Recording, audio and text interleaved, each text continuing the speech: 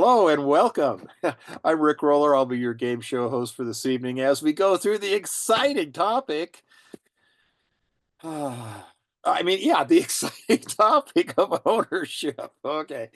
Hey, they're all exciting to me, but they should be exciting to you too, because I know you want to pass the exam the first time, and we want you to pass the exam the first time. So these little reviews are very helpful. What we do in these reviews is we have a number of questions that are surprisingly similar to the concepts you need to know when you're taking the state and national exam. Tonight is a national exam topic, and the topic is ownership. And running the back end this morning is our school proprietor, the man with the most technical skills, or at least much vastly superior to mine. And he's going to be running the back office. And so let's just jump right in. Mr. Dan Naylor, first Thanks, question. Rick. Glad to do it. Okay. A property owner, T, obtains a written easement on a neighbor's property, giving T, that's the property owner, of course, access to a lake. Wow, that's cool. Which of the following is the most likely to happen? So T owns a lot, it's near a lake, and he goes to his neighbor who has lake access and says, "Hey, can I negotiate an easement through your property so I can, get my boat, my canoe, my rubber rafts in and out of the lake easier than going all the way around the other side and, to the dock in the and they come to an agreement." So what is most likely to happen? A, the size and the value of T's property will increase. Now that's partially right, but it's partially wrong. So it's all wrong. And the problem here is the word size. Because an easement is the right to use, but not to own or possess someone else's property. So it wouldn't increase the size of your lot. You just have the right to go through a neighbor's lot to get directly to the lake. B, it's the same thing. The size of T's property will increase, but not the value. Well, no. C, the value of T's property will increase, but not the size. Ooh, that's warm and fuzzy. Hang on to that one because it's the correct answer. D, neither the size nor the value will increase. Well, of course the value is going to increase. Previously did not have lake access. Now you have an easement, and someone that wants to buy that and put a little lake house or a cabin or whatever they want to do there would certainly appreciate the fact that they can take their canoe or boat or rubber raft or whatever is allowed on that lake uh, directly from the garage right down to the lake. That's got to be super. Or maybe they even have a boathouse. You never know. So the correct answer to this one is the value of the property will increase, but not the size, because an easement is a right to use and not to possess another's property. So it wouldn't give you more square footage, it'd just give you access to the lake, which in and of itself is probably more valuable than another increase in the lot size. Number two, please. Welcome. We're so glad to see you. We want to help as many people as possible to get started in their real estate career. If you like what you see in these videos, be sure to show our instructors that you appreciate them by giving them a like. And if you want to make sure that you don't miss a single one of our topics, be sure to subscribe to the channel. Guess what? We have helped more students successfully start their real estate career than any other school that we have stats for. If you want to get in on that action, go to the description, click on the PrepMyExam link. We have audio reviews, we have thousands of practice questions, we've got an exam simulator, and we've got a little secret surprise that might be your golden ticket to starting your real estate career right. So go ahead and click the link, and we'll see you there. R sells a property to T with restriction on the sales agreement that T can only use the property for farming purposes. Interesting, huh? So T is the new owner, but he just, he can't put a Burger King on it. Yeah. He can only use it for farming purposes, okay, which might be a little loosey-goosey. I mean, but whatever. It might be, you'd have to read the agreement. But this is an example of what? A fee simple with condition precedent, okay, or deed in lieu of, or fee simple defeasible, or fee remainder estate. Okay, let's talk about each one of these one by one. Fee simple with condition precedent. That says, yeah, you're going to own it, but there's a condition that's going to be have to follow. Maybe, but it's condition precedent from some future time. How about a deed in lieu of? Deed in lieu of is nothing more than the bank's foreclosing, and you say, well, I don't want you to have to go through all that trouble and expense. Here, I'll just deed back to the bank, or to the person that owns the mortgage or trust deed, probably a trust deed on the property. How about fee simple to feasible? Yeah, that's warm and fuzzy. Okay, hang on to that one. Now, fee simple determinable is or fees, or we also have fee remainder estate.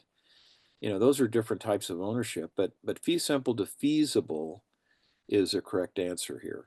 Okay, because what we're really looking at is, in this case, the seller has made the transfer with a condition that does not exist at the time of transfer. If the buyer changes the property or uses the purchase to do, for a prohibited use, then the seller has a right to take back the property through the courts. There is no title fairy that will show up and give it back to the seller, but he would have a good argument for a lawsuit, which, if it goes in his favor, would give him the property back. Okay, so fee simple to feasible. Okay, it's kind of like ownership with strings attached. Let's go to number 3, please. Now, the correct answer to this one is what is the highest form of ownership with no restrictions? And that would be A, fee simple absolute, meaning you absolutely own it. Okay, we just saw one where we're talking about with condition, with strings attached, but there's no strings attached here. How about tenancy at will? No. How about a life estate? No. How about a concurrent type ownership? No. Those are all they have restrictions to it. I mean, they're like strings attached. I mean, you may own it for your lifetime, but then when you pass away, or then it goes either back to the original owner, or it goes to a remainder man, to somebody else. But there's a string attached there. Concurrent means that you've got a partner, I guess. A state at will.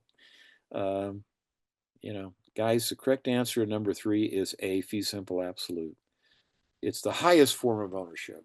No restrictions. You can put a loan on it. You can put it in a trust. You can transfer it to someone, sell it. You can lease it out. You can do all kinds of things with it. Fee simple absolute. Let's look at number 4, please. Number 4 is kind of fun. It's which of the following is a contract? An encroachment? What's an encroachment? Illegal trespass. Someone builds a fence and they're 2 feet off the property line onto their property. I'm sorry, onto another contiguous owner's property. No, that's a big problem. That's an encroachment. B, a comparative market analysis. Now, comparative market analysis is what a realtor does to try to figure, or a licensed agent does, in order to try to figure out what something might be worth. You're going out and you're saying, okay, this is a 2-bedroom house. It's got 2 bathrooms. It's like, 2,200 square feet, whatever. And you're trying to find other properties that have sold in order to come up with a target price. Okay, chattel is personal property. It's not a contract. Okay, and so D, a leasehold estate. So, what is a contract? Well, it's which one of these would be a contract? Okay, and the correct answer is D, leasehold estate or lease. That is a contract. If you have a leasehold estate, you're a tenant. Okay, and the reason you can be there in that property is you have a written agreement. You have a contract. Okay, so a seller gives up, or an owner, excuse me, gives up some of their rights. They don't sell it. They didn't sell it to someone. They leased it to them, and perhaps they're, lots of people buy real estate with the idea it's an investment. The way it becomes an investment is you get somebody else to occupy it or use it in some form or fashion, and that would be a leasehold estate. You give them a lease. They pay monthly and get a few of those, and it's fun. it's like semi-passive income. I mean, yeah, it's not exactly passive income, but it's semi-passive because, usually people, if they're moving into your warehouse and, they're paying you monthly stipends in order to stay there, they generally want to stay there, and or it could be a single family rental, or it could be a fourplex. It could be a lot of things, but it's obviously what we would throw into the commercial property category, where you bought something mainly because you want to make an income stream. That's that's a very good thing to do, particularly if it's improved property, because you get a lot of tax benefits in addition to the um, monthly income. But land leases are great too. Look at number 5. Number 5 says owner C gives a deed to his son until his son dies, and then his son sells his interest in the property to a friend. When does the interest in the property terminate? Well, what does the son have? The son has ownership. That was, deeds transfer ownership, but he has a life estate, is what it is.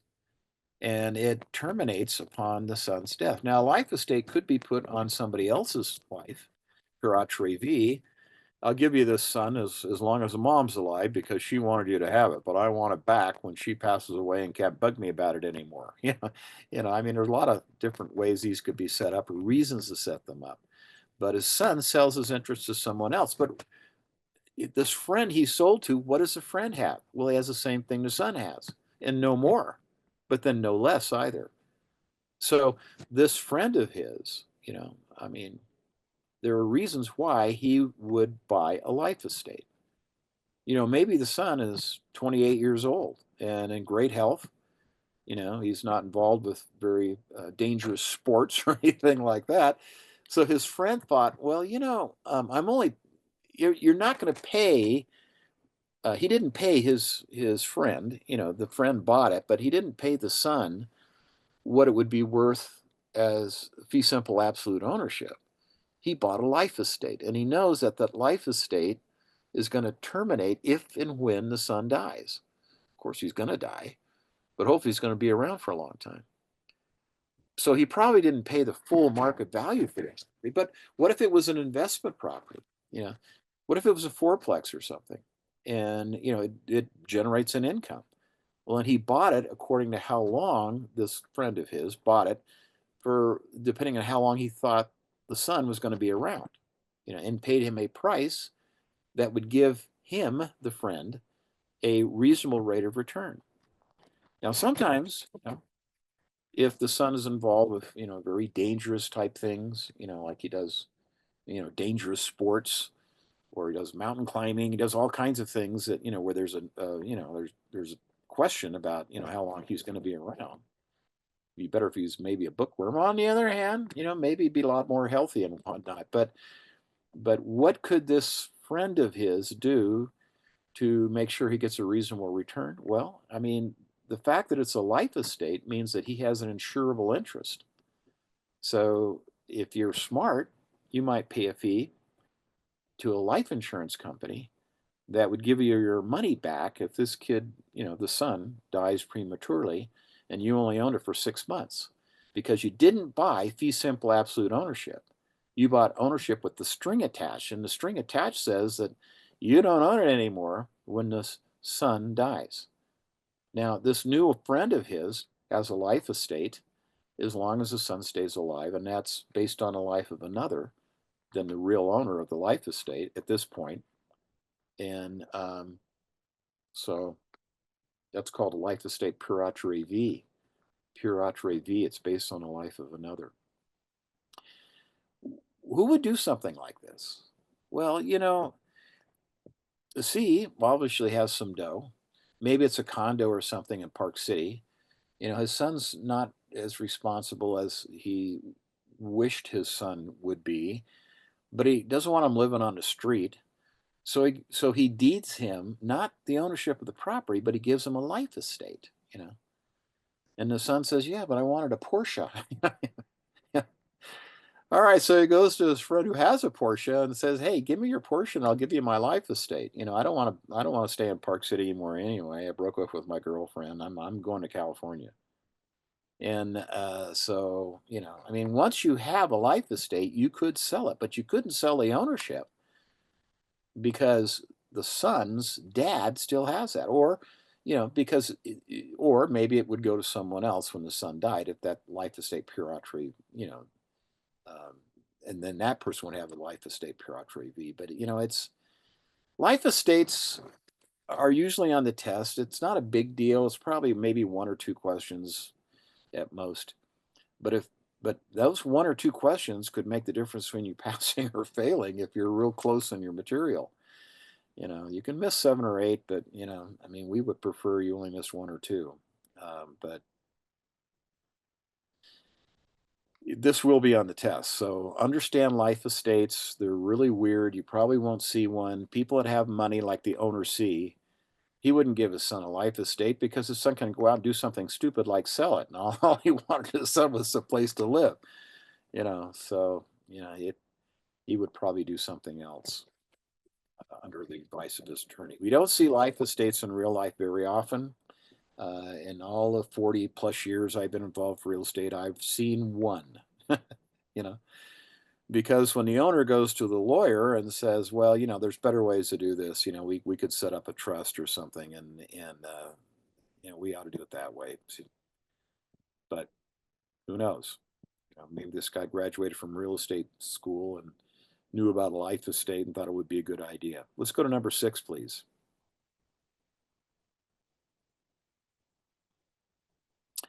P leases an apartment for 2 years, 2-year lease. After 2 years, they have not found a new place to live yet and remain in a property for a few more months. What kind of estate do they have at that time? During that a few more months period. Okay. Do they have an estate at will? Do they have a life estate? Do they have a renter's estate or estate at sufferance? Well, technically, they have an estate at sufferance. Okay. A state at will, probably the very best example of that is staying in a motel or a hotel. You check in and you say, "Well, I'll be here all week." But, tonight you get a call and, your family says, "Oh man, grandpa died. You need to come home right away. We need to settle the estate, get the funeral arranged and everything." "Oh my gosh, grandpa died. Okay, well, all right, I'll cancel this." And he goes downstairs and checks out. And they say, "Well, wait a minute, you said you'd be here a whole week." "Yeah, I know, but my grandfather died and I need to go home." And it's a state at will. The hotel is going to let him off the hook. Hey, he said he'd stay for the week, but that doesn't mean you will. It is an estate at will, you know. And actually, it kind of works both ways. If the president's coming to town and, they want the whole floor vacated, maybe 3 floors, the one below and the one above, who knows? Um, Secret Service says, get rid of all your tenants. Yeah. If it is a hotel motel type thing. Weird things like that could happen possibly, just for security reasons, and it's a state at will. Wait a minute, we made a reservation. We want to be here all week. Yeah, but that's before the president decided he wanted to come stay here. So the correct answer to 6 is a state of sufferance. Okay, because why? Their arrangement with the owner is over with. Okay, the arrangement ended a few months ago. So really, they're a holdover tenant. And you call it a state of sufferance, but maybe they're still paying rent. Maybe they're not, but which would be more suffer, a lot more sufferance. But technically, even though they say, "Well, give us a few more months," and the landlord say, "You guys have been so great. You've been here 24 months. You're super people. You're taking care of the property. And I understand you haven't found your house yet. Let's just go on a month to month type thing." But the technical uh, aspect of it is they now have an estate of sufferance that exists because the written agreement for 2 years has morphed into a verbal, perhaps, a monthly type of agreement. Okay, let's go to number 7, please. Well, number 7, a transaction where the buyer of the property immediately leases a property back to the original owner. Is it illegal? No. Is it a sale? Is it a lease sale back? No. It is it unethical? No. I mean, it is a D, friends. It's a sale leaseback. They weren't in a lease, okay? They were a tenant. And so what they do is they buy the property and they stay, okay? Uh, a transaction where the buyer of the property immediately leases a property back to the original owner is a sale leaseback, okay? So, um,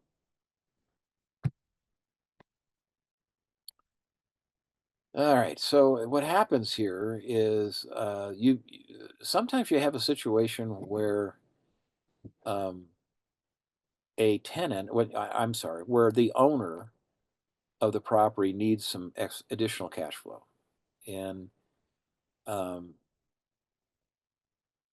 so they maintain possession, but they sell to someone else. Now, believe it or not, there are some large insurance companies that a number of years ago were facing some financial issues, and they sold their headquarters. But their headquarters, their big, beautiful building that the insurance company was based out of, was on their letterhead. It was their icon. So they needed cash, or they wanted to take advantage of some things that had come up, and but they needed cash. And so they found actually it was a French prince, it was a French nobleman that came in and bought the building.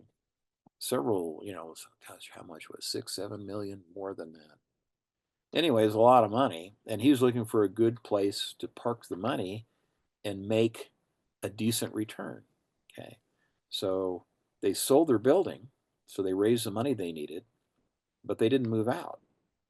I mean, moving out into what? Rented space? Well, no, they created renter space by selling it to someone, and it was all in the public record, but it wasn't something that they went around advertising. And so that was a sale leaseback deed. Okay. It was their headquarters. It was on their letterhead. I mean, but they needed cash. And so to take advantage of some opportunities or to take care of some shortfalls. And so they sold and leased back. If you got a lot of money and you can find a situation like that and make a decent return, I mean, where are you going to park 6, 8, 10, 80 million or whatever it was? I forget what it was. It wasn't 80 million. I think it was around about 20s maybe. Um, and you got plenty of money. Yeah, this is a great way to do it. I mean, they're not they raise money to keep their operations going or to take advantage of some opportunities, but the French nobleman had some money and needed to park somewhere. And so he bought it and he got a great return, which of course was negotiated. And they got the money they needed to keep operations or expand or whatever whatever their situation was where they had to raise cash. And they kept it quiet, but it was still in the public record. Someone could, I mean, it didn't have announcements and things about it. Number 8, please. Unlike a married couple buying property, if two people who are not married buy property together, they would be what? Joint tenants, tenants in severalty. Tenants in severalty is not right because that just means you're alone. There's nobody with you. You're severed from everybody else. You're a sole owner. Tenancy by the entireties. That's joint. That is joint tenancy for married people, and tenancy in common. It has to be elected too. But tenants in common is when you're not married, okay, and you have a partner and you go out and buy property together. So the correct answer to 8 is D, tenants in common. Now, joint tenants would be weird for two people who are not married, um, because if joint tenancy has the right of survivorship with it, which means that now you don't have to be married to do joint tenancy, okay? I mean, you could be just living together and you each put up some money to buy it, but if something happens to me, I want you to have my share. That's fine, okay? I mean, there's a lot of reasons why you might want to do this. Sometimes it's a situation where Mom puts up the money for her married daughter and her son-in-law, and they move into this fourplex together, and mom has her unit and they have their unit, and mom put up most of the money, but the kids are helping pay the payments and are taking care of it, and she says, when I die, I want you to have my ownership. um, she might be a joint tenant. Okay. Tenancy by entireties is for married couple. That you have to be legally and lawfully married to do that one. So it's joint tenancy for married people if they elect it. You have to elect it. Well, joint tenants have to be elected too. I mean, otherwise, it has to be clearly put in the deed. If you don't delineate in the deed the nature of the ownership, how you want title to be vested, then the law will assume the default, which is tenants in common. Okay, which means if you die, that your interest goes to your heirs. Which could be your brothers, your sisters, your mom, whoever your heirs might be. It doesn't have to be delineated anywhere, but the heirs will appear if they knew it was tenants in common and say, hey, my brother and I are owners, half owners of that property now. So, I mean, people who take title and for various reasons, there's a lot of different reasons to not include a spouse or to maybe include your longtime, you know, companion, however it works. Okay. But these things should be delineated. It saves a lot of trouble. The nice thing about joint tenants is the only thing you have to do to prove up joint tenants is record the death certificate in the county where the property was located. And that automatically would then go to the surviving tenant. So, okay, let's go to number 9, please. Oh, by the way, on that types of ownership and whatnot, we do not advise people on how to be vested in title. That would be a practice of law. Hey, how do you think we ought to be vested in title? Well, I think you ought to talk to your attorney. Well, we don't have one. Well, then, you need to get one. And, I can give you some references if you'd like, but, you need to talk to an attorney on how you want to be vested in title. Okay. Okay. We're at number 9 now. I know we just did this one, didn't we? No. If two people are joint tenants and one of them sells their interest in a property to a third party, the remaining owner and the new owner become what? Well, one of the rules of joint tenancy is that they have to be vested in title with at the same time, same document. So just because you're a joint tenant with someone doesn't mean you can't share or sell or deed off your half interest. Okay. Now, that could be voluntary, or there could be a court proceeding where the person you're a joint tenant with got in financial trouble, but got sued and didn't pay the judgment that was rendered by a court of law. So the person that received the judgment debtor, then sues to have the court go against that defendant's ownership in the property. Then the court order might come subsequently that says, okay, this is a new court case, but they're suing because you didn't pay. Then we're going to take the interest in the home and give it to the person that sued you. I mean, that's another court order, but nevertheless, it could happen. And then what happens? Well, then there was the original joint tenant.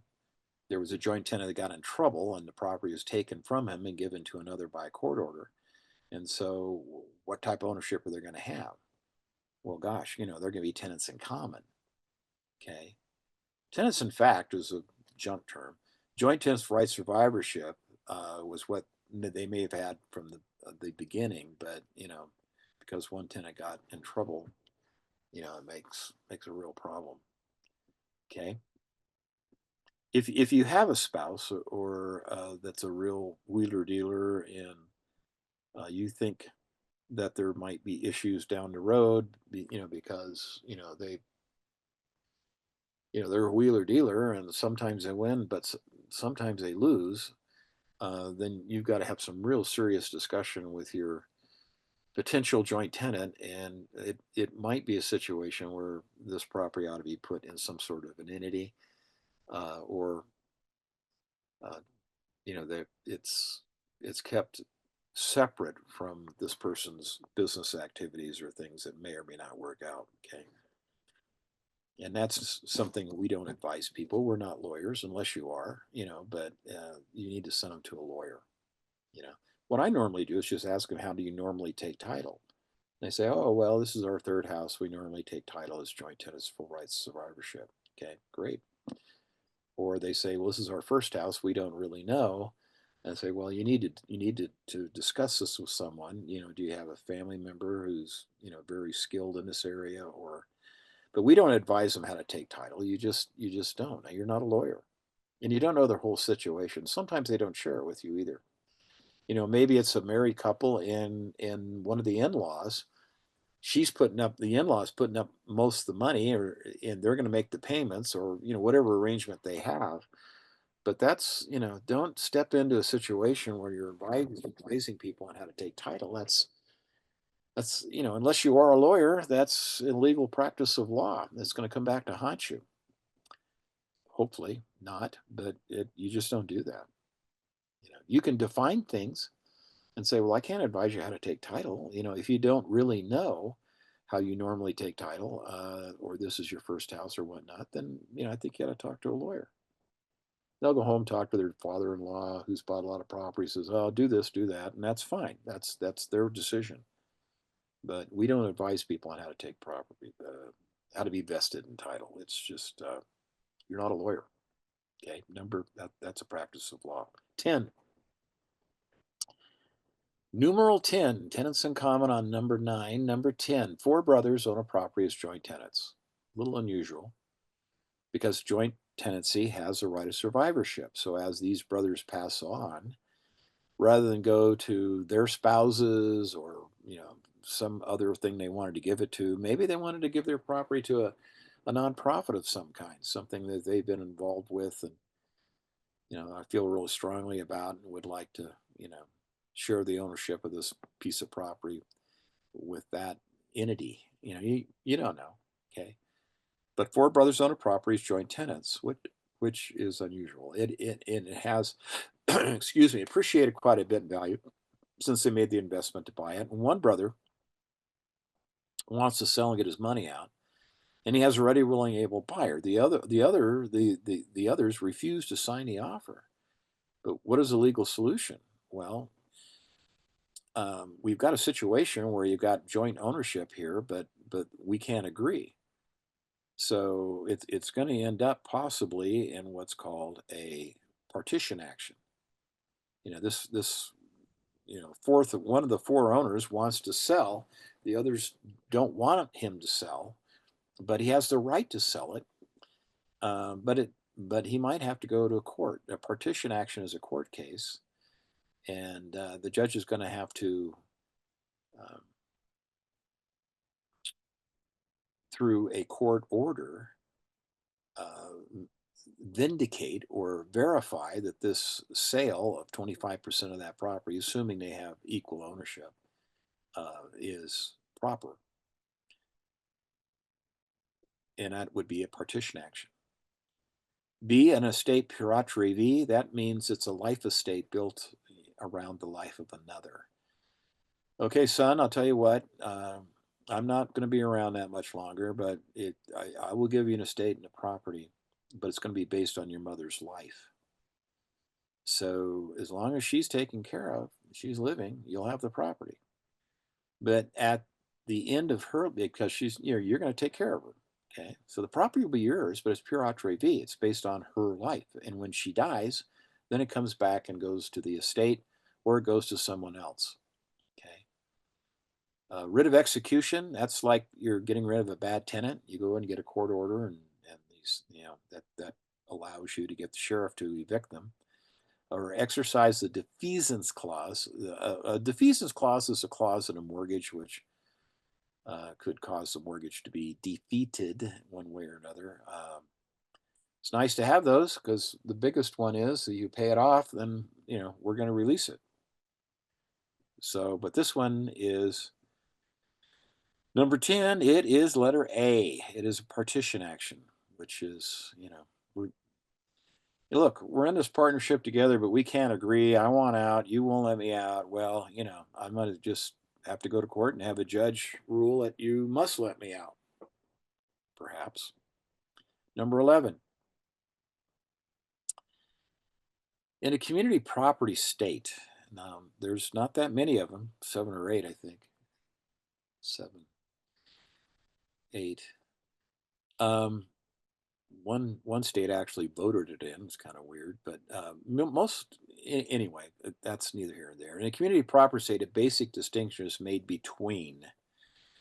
And number 11 says property acquired together and a property acquired separately over the duration of a marriage. Okay. Community property states are a little bit they usually have Spanish origin, um, French or Spanish, Louisiana. Wisconsin actually voted it in, but they were kind of, Frenchies anyway. But a community property state has some very interesting rules where a property could be in one person's name, but it's actually owned by both of them. Utah, for those of you taking the Utah exam, which is probably most of you that come to our school, they well, Brigham Young would have never set it up that way. With multiple wives, when he moved here and started, you know, giving up property to his various brides, he says, "Well, honey, this is yours, and this is yours, and after I die, this is yours," and all that kind of thing. But so it would have to be defined in the deed how that would be. But number 11, the correct answer is actually C. Property acquired during the marriage and is property already owned by each party at the time of the marriage.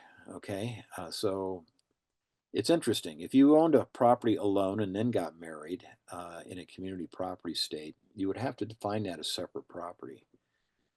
You have to be very clear because if not, property acquired during the marriage itself, and this is acquired before the marriage, but things acquired after, even if it's only put in your name, would be owned by both of you in a community property state. Now, obviously, Brigham Young wouldn't set Utah up that way, not with plural wives. Number 12. Oh, so the answer is C. Number 12, a condominium owner have exclusive interest or ownership in what? Okay. Now, we're not talking about a townhouse. We're talking about a condominium, okay? And so the correct answer here is D. They own their airspace in their own unit. Now, it could have party walls, but it will have party walls because it's a condominium. I mean, the next door neighbor owns an interest in that property, and that is airspace as well. But the condominium association owns the foundation. They own the demising walls. They own everything. So the correct answer to 12 is D. And this they don't own the party walls. Who owns those distinguishing walls, including the foundation and everything else? It's the condo association. Shared stairwells, well, of course, condo associations. So shared interests is the same thing. But what do they have? What's the condominium? Not what the condominium itself owns, but what do you own if you own a condominium? You own the airspace rights between the demising walls. Okay. The minute you step out of your unit, you're in common ownership area. Okay. Now, they may give you the right, or you may actually have ownership in maybe a storage unit or something, but usually they don't set them up that way because they are maintained by the association. Anything that's maintained by the association, it's best if the association owns it. Otherwise, it'd be a nightmare, even trying to get permission from everyone to paint or whatever. I mean, majority is going to rule. Condominium association will have a meeting and say, well, we're going to repaint all these walls and we're going to do this. We're going to resurface a parking lot, maintain our unit. That's fine. They have jurisdiction over that, but they don't have jurisdiction over your airspace. Okay, let's look at number 13. We're going to finish up with this one. If someone has the ability to use a property once a year, and maybe it's for a whole week, okay, what do they likely have? Well, it's quite common, and it's called a timeshare. Okay.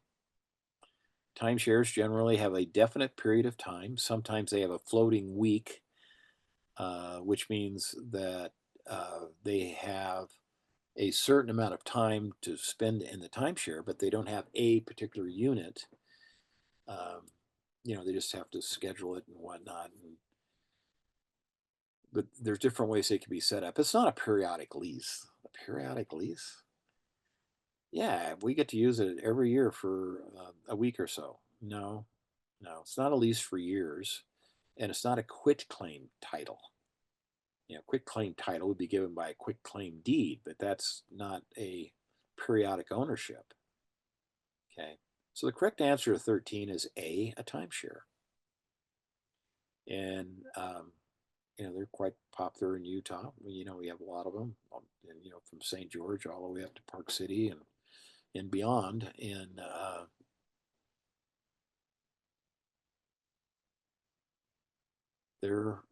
they can be kind of fun, But that concludes our program for tonight. We have a number of these.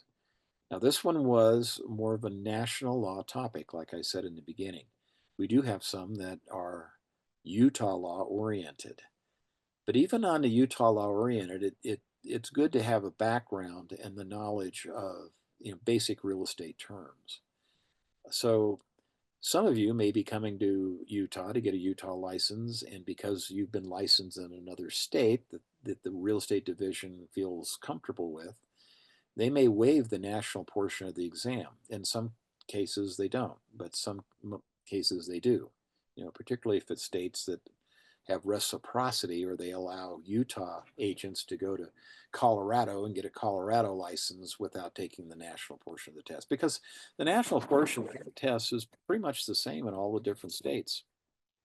But that doesn't mean that all the states will recognize your Colorado license in Utah. I mean, you have a Colorado license, not a Utah license, but sometimes you might be able to talk them out of taking the whole test and only taking the Utah law portion of the test, which you might want to look into that if that's something that makes a little shorter experience.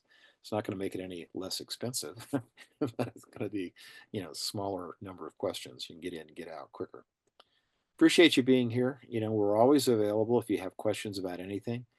And I take calls from students. If you want to call me, my number is 1-801-556-8000. That's 556-8000 with the Utah prefix. So I'm happy to, what I don't want you to do is get confused on something and spend 3 hours or an hour and a half or even 35 minutes trying to figure it out by going back to the manual or whatever. Just give me a call. If I'm available, I'll answer the phone. It's just that simple. If it rings and rings and goes to voicemail, well, I was probably in the middle of something, maybe even doing one of these classes. You never know. So, but just give me a call. I'm happy to help any way that I can. So we appreciate you being in our school. The Institute of Real Estate Education has the highest pass rate of any school in our state, and we don't want you to mess that up. So if you have a question, give us a call. We'll give you some help individually or however way. Now, we do run about every other month or so, we run our review class, and that is something you need to do. I mean, there's a cost, but you need to come to our review class, and because we spend all day working on math, working on test questions, and it's really going to get you tuned up to where you walk into that exam, you'll feel, oh man, I feel so comfortable after you're in it, you're taking it, it's all coming together for you. It's something you really need to do. So appreciate you being here tonight. Thank you, Mr. Dan Naylor, for being our technical expert, and we will see you next time. Thanks for joining us today. You are taking the right steps to get started on your real estate career, and we're proud of you. If you want to make sure you don't miss a single one of our videos, go ahead and subscribe to our channel right now. And if you want to show our instructors that you appreciate them, give them a virtual high five. Click that like button.